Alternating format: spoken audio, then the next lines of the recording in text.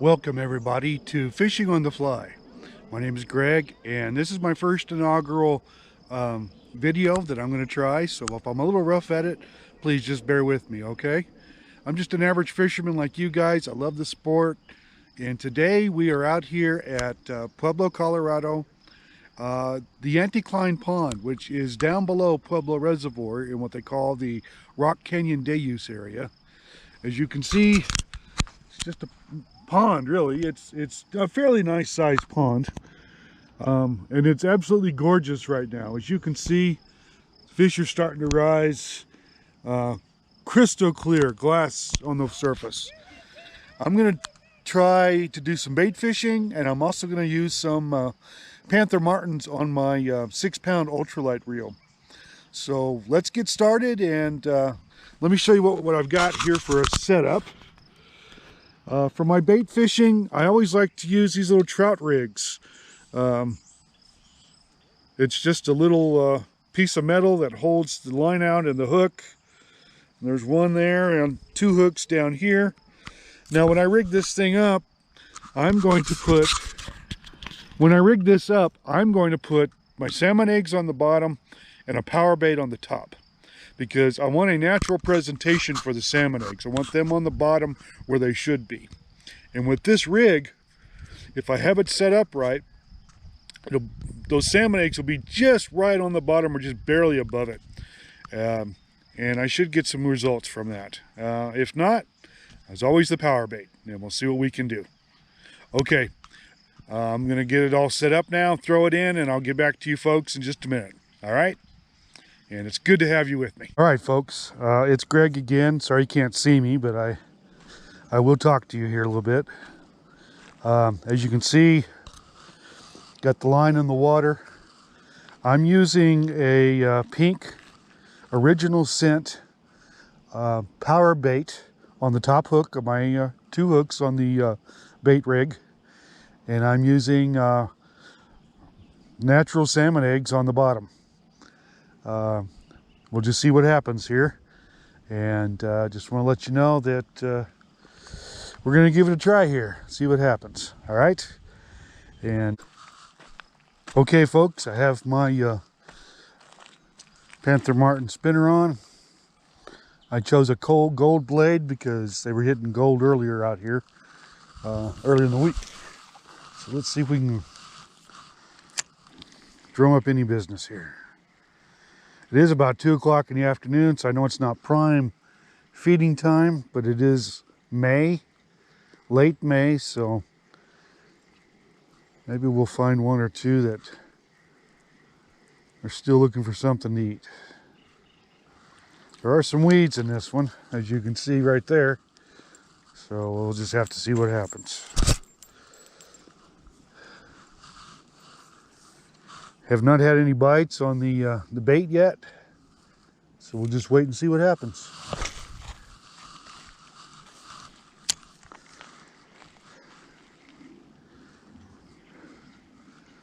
I'm just going to do a steady retrieve for now. Kind of hold it up a little bit because of the weeds. Just see if we can get anybody interested here.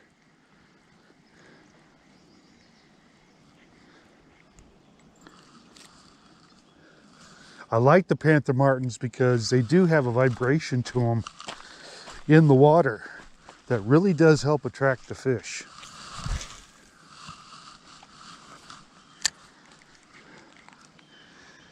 I always let it fall for just a moment before I reel it in. Kind of get it down in the water column.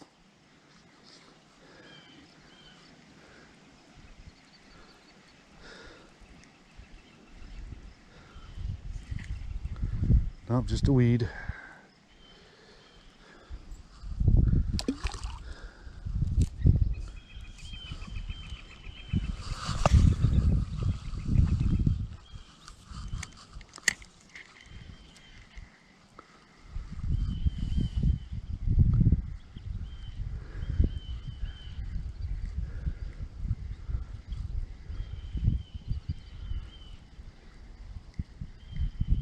It's a beautiful day for fishing. It really is. We have Some really nice weather out here. And the wind's picked up every now and then, but nothing bad. All right, guys, I'm moving. Haven't had any bites anywhere where I was before. I tried a new spot today down here and not having any luck.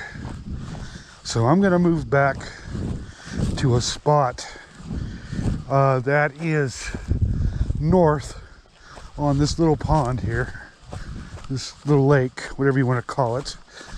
And I'm gonna go to a spot that I have had luck at before. I don't know if they're just not wanting to bite today, or if I don't have the right stuff that they're interested in, but whatever the matter is, I'm gonna go ahead and reel this in. I've got my other stuff. You can see it down there. I've already moved it down there. And we're gonna see if we have anything here. I know we don't have anything here, but I'm gonna reel this in. I think I'm getting a bite here, folks. At least it sure looked like it. Yep. Come on, take it. Come on, take it. Whatever it is you want. Help yourself, fish. Well, let's see here. I think it's just playing with me. I didn't cast out as far as I did before. Let's see if I can move the bait a little bit, maybe entice a strike.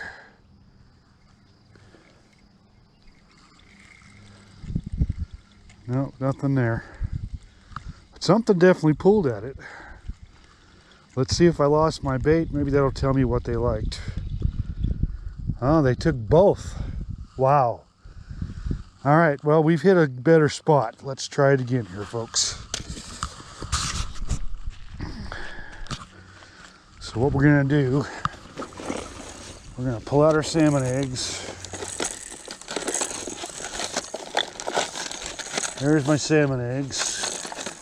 And we're gonna pull out the power bait. Here we go.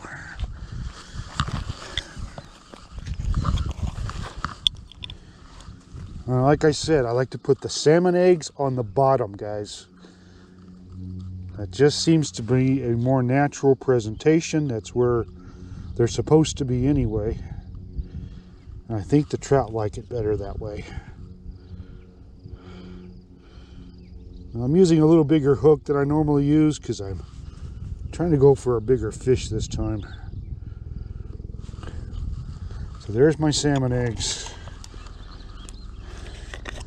And I'm using, like I said, it's just an original scent. Forgive me, guys, I'm a little colorblind, but I think I believe it's pink power bait. It sure looks pink to me anyway. And now if this continues to happen, where I'm losing my bait, it might be those bluegills are active.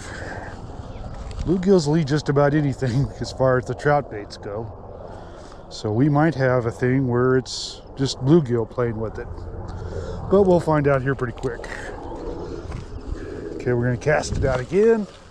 Right about where we had it, there we go. Here we go. Now I do like to keep a tighter line when I'm bait fishing,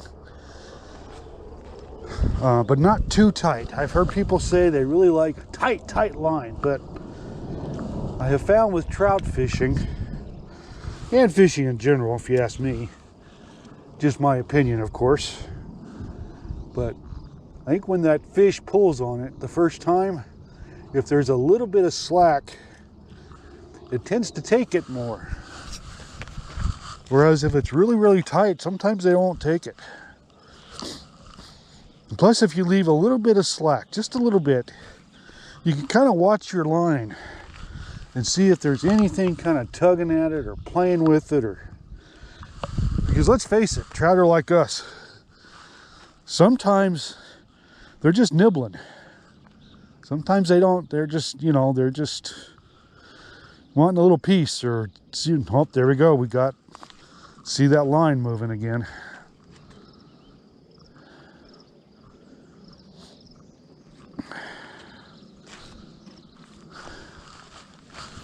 So I'm not sure what's going on out there. Okay, now I'm going to do a tighter line and we'll just see what happens. Okay, we're getting another bite here, folks. I think we have one. He's on. Let's see what we got here. Yeah, we got something. Not a bad one, just a little stalker. I don't know if I'll keep him. He's kind of small. Yeah, we're gonna let this one go. We're gonna let this one here go. He's too small to keep. Find my pliers here.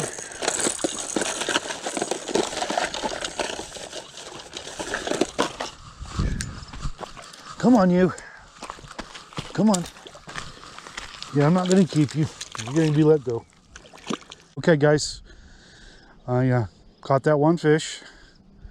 I don't know if he took the power bait or if he took the salmon eggs. They were both gone when I got him in. But apparently one's effective, so I've done the same thing. I've put my salmon eggs on the bottom. I've put the power bait on the top. And fish are starting to jump now. They're starting to rise. Looks like we might have a little bit of action here. Now, this may seem stupid to some of you people.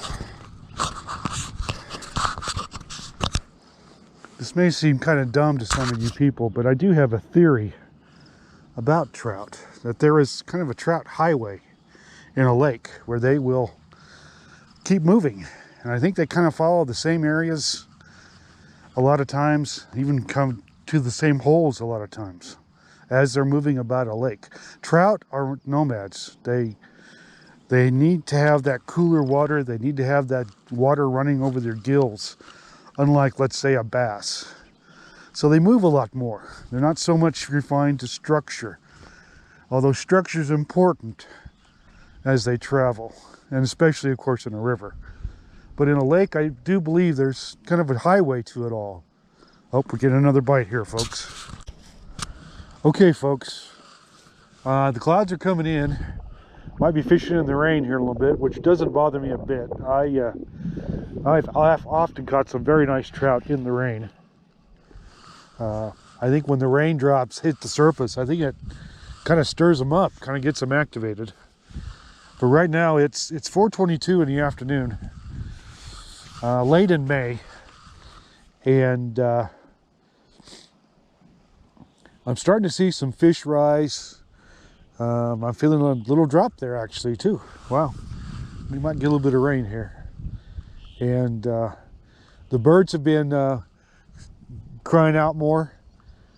I don't know if my grandfather always told me that when the, oh, getting a bite, here we go, got one. Did I get one? Oh, I thought I had him. I think I missed him. Darn it. Well, I was hoping. But they are starting to get active again.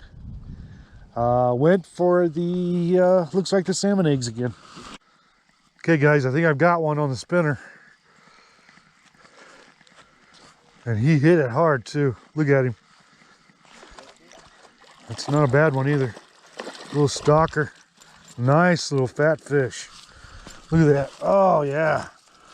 Oh, Panther Martin. Nice fish. Nice fish. I hope I got that one. Yeah, there we go. That's what we're talking about right there. Alrighty. Alrighty, guys.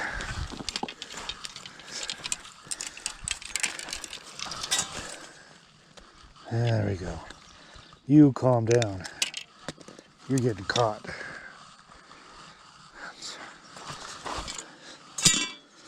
That, my friends, is a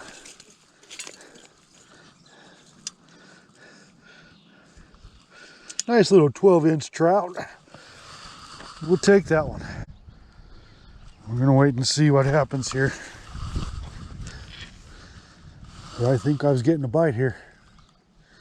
Let's kind of tighten it up here a bit.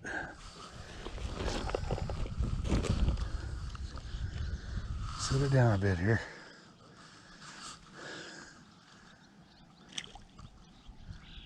That line is moving. I'm gonna set the hook, and I think we got one.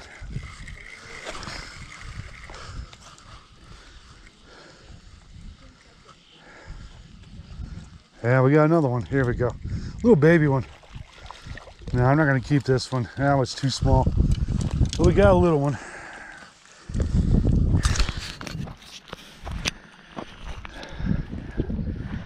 Yeah, he's just a little baby. So we're going to let him go. See if I can get it out of him. That's the only problem with bait fishing. And if it's too bad, I'll just cut it. Yeah, it's too deep. I'm just going to cut the line and let him go. That hook will dissolve in him, and he'll be a lot better off than I will. If I can get it. Okay, little guy, just calm down. Yeah. All right, calm down, calm down. Calm down, little one.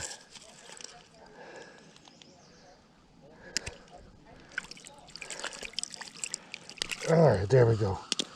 Now we're gonna kind of, there he goes, there he goes. Go on, buddy. I think he'll be all right.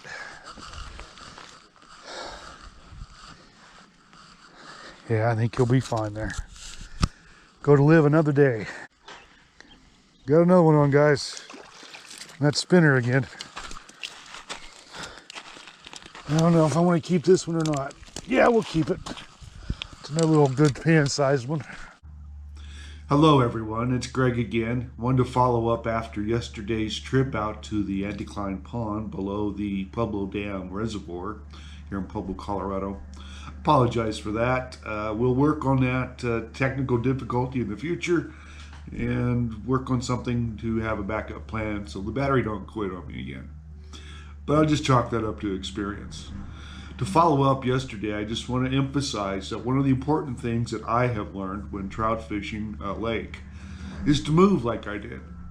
If one spot isn't working for you, it doesn't necessarily mean the fish aren't biting. It just means maybe you've got a bad spot where the fish don't want to travel at that time. And as I said at the lake yesterday, the trout tend to move around a lot more. They're nomads. They don't just stick to one piece of structure. They like to move.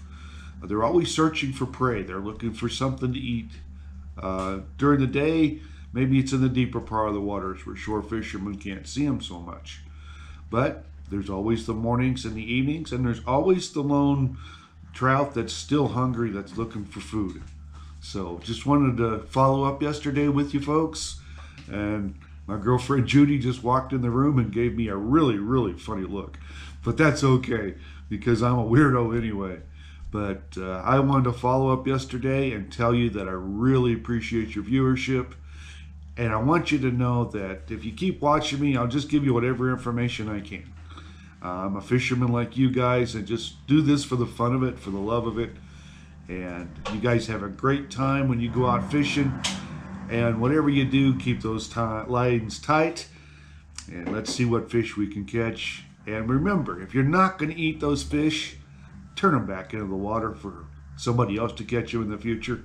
Have a great day, guys. And that's all for this session of Fishing on the Fly with Greg. Take it easy, guys.